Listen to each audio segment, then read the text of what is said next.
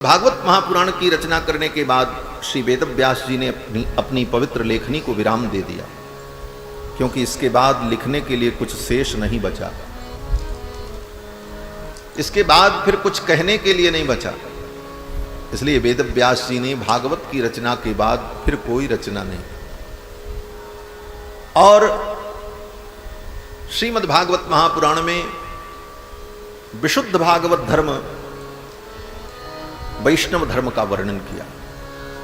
इसीलिए भागवत के महात्म्य में प्रारंभ में ही शौनक जी महाराज जब सूत जी से प्रश्न करते हैं तो एक प्रश्न यह भी करते हैं कि माया मोह निरासश्च वैष्णवैः क्रियते कथम।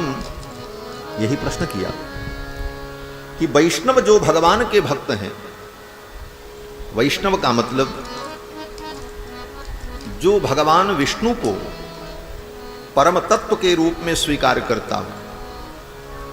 ये सनातन धर्म की विशेषता है कि आप अपनी भावना के अनुकूल, अपनी श्रद्धा के अनुकूल भगवान के किसी भी रूप को परम तत्व के रूप में मानकर उपासना करो, आपत्ति नहीं है।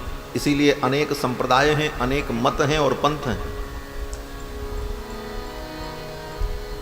और सभी मत पंथों में उपासना के माध्यम से जीव को पहुंचना वही है नृणाम एको गम्य।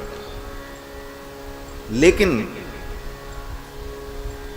अगर ये कहा जाए कि हम सबको मानते हैं, बोले तो ये संभव नहीं। रास्ते 10 हों, लेकिन आप किसी एक रास्ते पर ही चल सकते हैं, 10 पर नहीं चल सकते। चलना तो एक ही रास्ते पर पड़ेगा। 10 रास्तों की महिमा को आप माने, स्वीकार करें, आपत्ति नहीं है। लेकिन आपको चलना होगा तो आप एक ही रास्ते से चल सकते हैं, एक साथ 10 रास्ते पर आप नहीं चल सकते। इसलिए कोई न कोई एक मार्ग,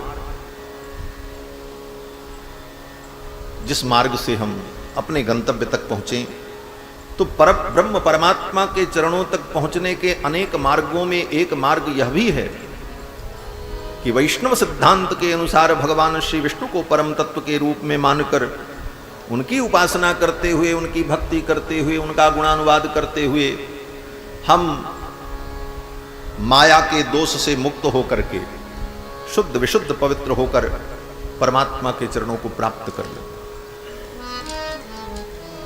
और सब अधिकारी भेद से